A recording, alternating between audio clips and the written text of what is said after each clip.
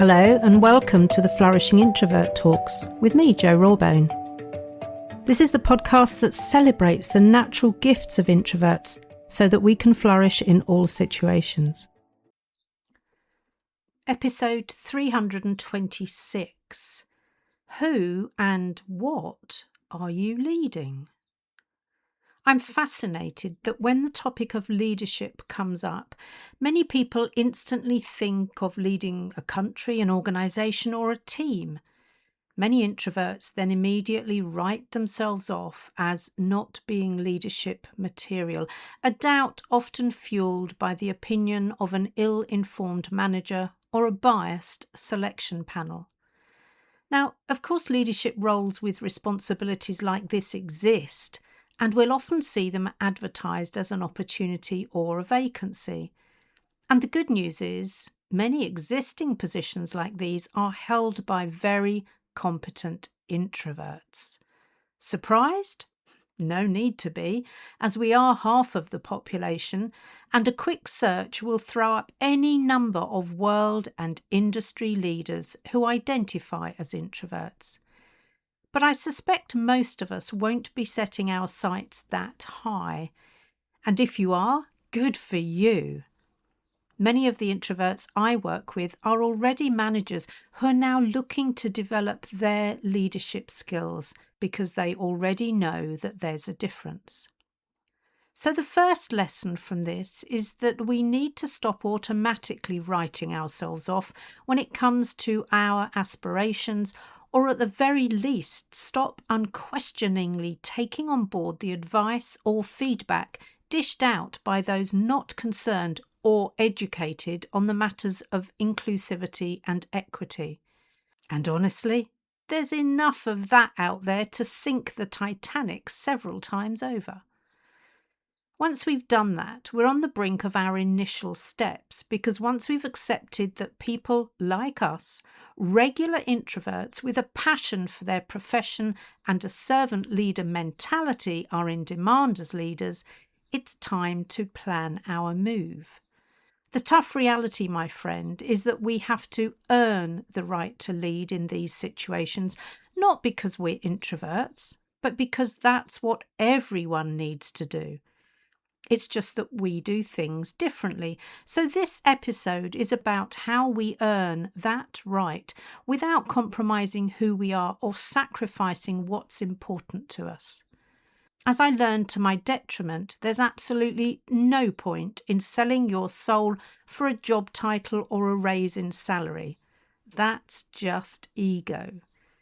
You still have to live with you, and those around you still need you to be present in every sense of the word. So leadership for us is not about jumping into the deep end ill-prepared, although we see plenty of that. What we need to do is start with who we are and work outwards. To that end, one of the golden rules I have in life is that if someone cannot lead themselves effectively, they are not fit to lead other people. Now, before you panic, this doesn't mean that they have to be perfect before stepping forward to lead. In fact, far from it.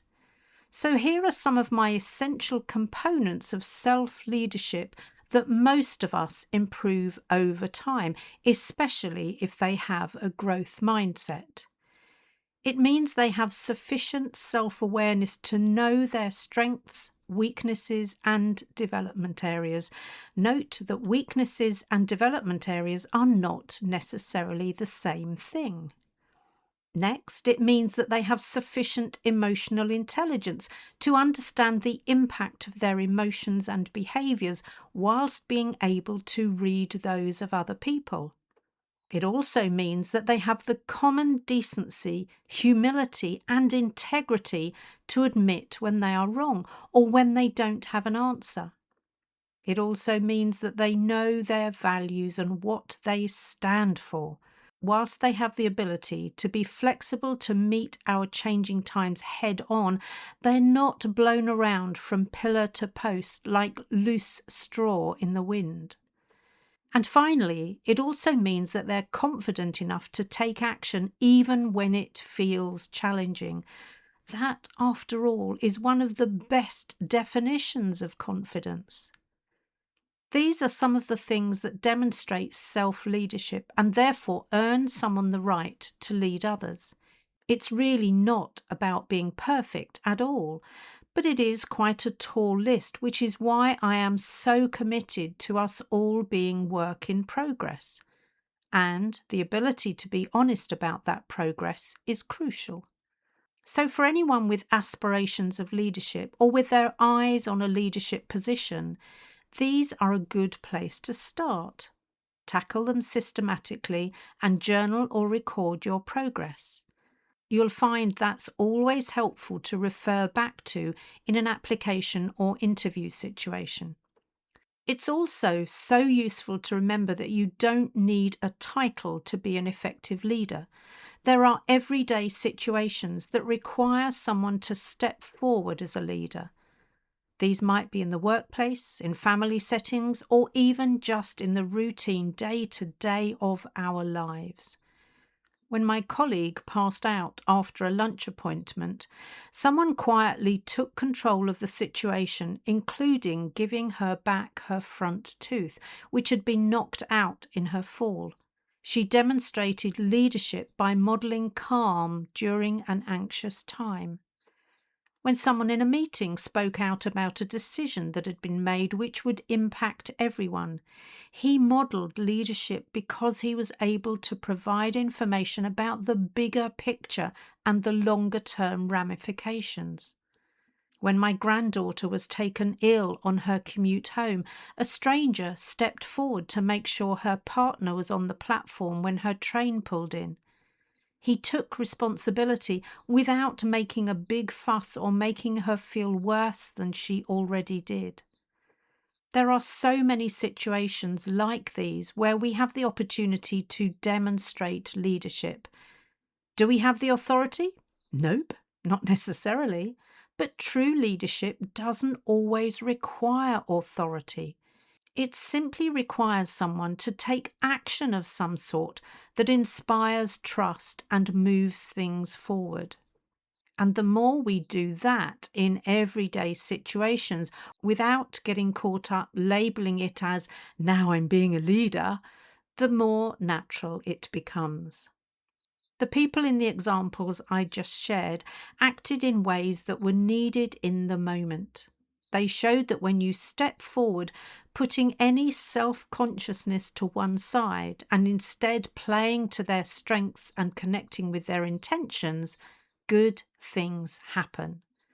And the very best leadership, in my mind, comes from a place of good intention, not from unnecessary command and control, not from political gameplay or one-upmanship, and not from pure positional power. This is how we demonstrate the leadership that's needed in the moment without feeling icky.